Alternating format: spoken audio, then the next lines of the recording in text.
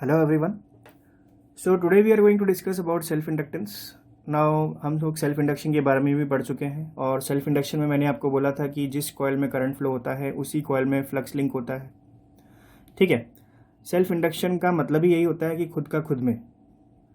अब इसी कॉन्सेप्ट को अपन डिस्कस करते हैं यहाँ पर. मान लेते हैं कि हमारे पास एक सोलेनोइड है इस तरह का और इसका लेंथ L दे रखा है आपको. ठीक है. उसके बाद बोला गया है कि इसके नंबर ऑफ टर्न्स n है, इसके number of turns per unit length small n है और इसका area of cross section A दे रखा है. ठीक है. चलिए मान लेते हैं कि हम इस सॉलिनोइड के थ्रू एक करंट फ्लो कराते हैं.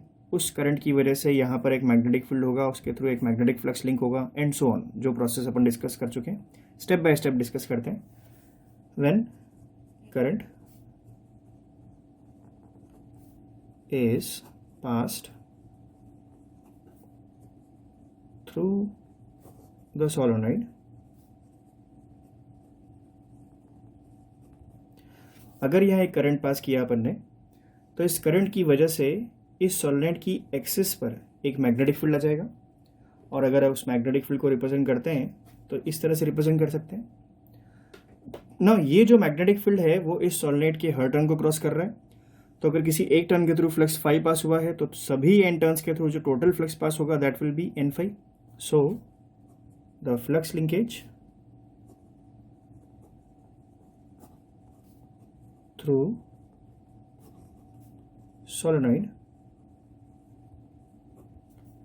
is n phi and it is proportional to current I because this is self induction. इस कॉइल का फ्लक्स लिंकेज है. ठीक है. और इसी के करंट पर डिपेंड करता है. ना कांस्टेंट ऑफ प्रोपोर्शनलिटी अगर अप्लाई करते हैं तो आपकी बार कांस्टेंट ऑफ प्रोपोर्शनलिटी होगा L that into I. L को बोल सकते हैं अपन सेल्फ इंडक्टेंस. ठीक है. यहाँ से अगर n फाई का वैल्यू कैलकुलेट करते हैं तो n फाई कितना होगा, n एज यूजुअल जैसे अपन निकालते हैं number of turns per unit length into L.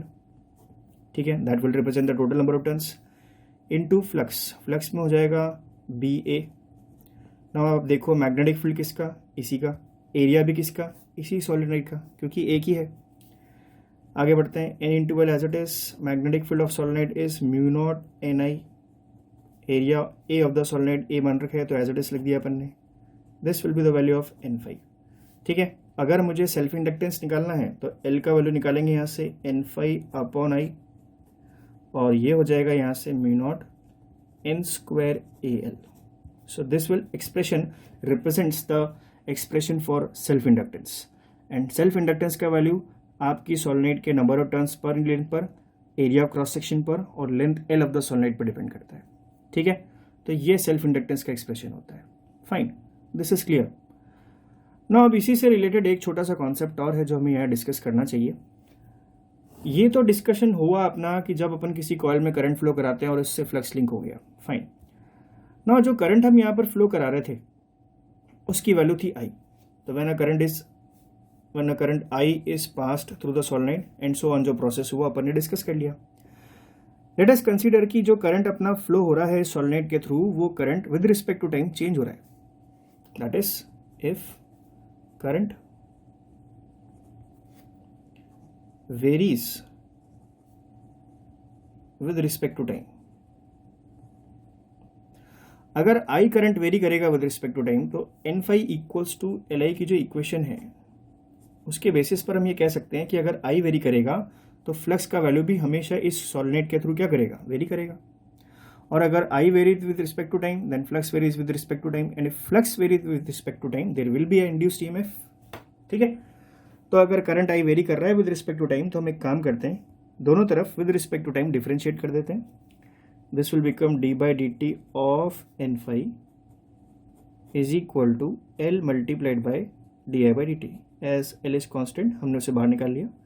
दोनों तरफ एक नेगेटिव साइन से मल्टीप्लाई कर देते हैं. Now this minus d/dt of n phi represents induced EMF and it will be equals to minus L into di/dt. ठीक है. तो ये जो एक्सप्रेशन है ये इंड्यूस्ड EMF के एक्सप्रेशन को रिप्रेजेंट करता है और ये रिप्रेजेंट करता है कि हमारी सोलेनोइड में आने वाला जो इंड्यूस्ड EMF होगा वो दो चीज़ों पे डिपेंड करता है. सबसे पहले इंड्यूस्ड EMF का वैल्यू डिपेंड करता है इस सोलेनोइड के सेल्फ इंडक्टेंस की वैल्यू पर, दैट इज L. और इंड्यूस्ड ईएमएफ का वैल्यू इस चीज़ पर भी डिपेंड करता है कि rate of change of current क्या है. ना इन दिस इक्वेशन अगर हम मान लें कि आई का वैल्यू कांस्टेंट है विद रिस्पेक्ट टू टाइम, तो D I by D T उसी कंडीशन में जीरो हो जाएगा और इंड्यूस्ड ईएमएफ भी कितना हो जाएगा, जीरो हो जाएगा। ठीक है, वन मोर थिंग जो नोट करने की है यहाँ पर वो ये है कि ये नेगेटिव साइन यहाँ पर आया है, और ये नेगेटिव साइन ये रिप्रेजेंट करता है कि ईएमएफ इंड्यूस का टेंडेंसी हमेशा करंट के चेंज को अपोज करने का होगा। That is for example if D I by D T is positive, इसका मतलब हुआ कि अगर हमारे सर्किट में करंट का value with respect to time बढ़ रहा होगा तो यह नेगेटिव साइन आ जाएगा, और माइनस इंटू पॉजिटिव को मल्टीप्लाई करने पर हमें जो रिजल्ट मिलेगा that is negative. That means EMF induce का टेंडेंसी हमेशा क्या होगा, उस इंक्रीज इन करंट को ऑपोज करने का होगा, दैट इज घटाने का रहेगा।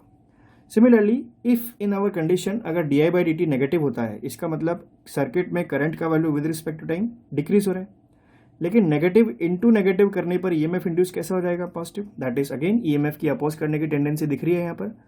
तो अगर हम इंडक्टर के बारे में देखें, अच्छा अब से अपन अपने इस सिंगल सोलेनोइड वाले सिस्टम को बोल सकते हैं कि ये एक सर्किट एलिमेंट की तरह भी रिप्रेजेंट हो सकता है, और अपन लोग हमेशा इसे क्या बोलते हैं, simply we can call it as inductor. और इंडक्टर की सर्किट में जो टेंडेंसी होती है वो हमेशा क्या होती है, इंडक्टर हमेशा सर्किट में करंट के चेंज को अपोज करता है। ठीक है, क्योंकि ये दिख ही रहा है इसके एक्सप्रेशन से कि अगर करंट चेंज हुआ that is D I by D T अगर नॉन जीरो हुआ तो इंड्यूस्ड ईएमएफ डेफिनेटली होगा, लेकिन अगर एक इंडक्टर से कांस्टेंट करंट पास हो रहा होगा तो उस टाइम ईएमएफ हमेशा क्या रहेगा, जीरो रहेगा। ठीक है, चलिए मान लेते हैं कि मेरे पास एक सर्किट है जिसमें मेरे को कुछ करंट फ्लो कराना है। ऑब्वियसली करंट एक झटके से तो बढ़ेगा नहीं, करंट की वैल्यू को अगर मुझे स्टेडी स्टेट आई तक पहुंचाना है तो करंट की वैल्यू जीरो से लेकर आई तक ही बढ़ेगी, लेकिन जितनी देर के लिए करंट बढ़ेगा उतनी देर के लिए ये ईएमएफ इंड्यूस्ड आएगा और उस करंट के इंक्रीज को रोकेगा। इसका मतलब अगर आप किसी इंडक्टर के थ्रू करंट चेंज करना चाहते हो तो इंडक्टर ऐसा होने नहीं देगा, लेकिन अगर फिर भी अगर आपको इंडक्टर के थ्रू करंट को इंक्रीज करना है उसके लिए आपको कुछ एक्सटर्नल वर्क करना पड़ेगा, तभी जाकर इंडक्टर के थ्रू हम करंट को इंक्रीज कर पाएंगे। ठीक है, तो basically there should be some work which is to be done to increase the current through the inductor, and that work done gets stored in form of potential energy inside an inductor. तो चलो देखते हैं कि किस तरह से inductor में energy store होती है और उस एनर्जी स्टोर्ड इन इंडक्टर का एक्सप्रेशन कैसा होता है। ठीक है, देखते हैं।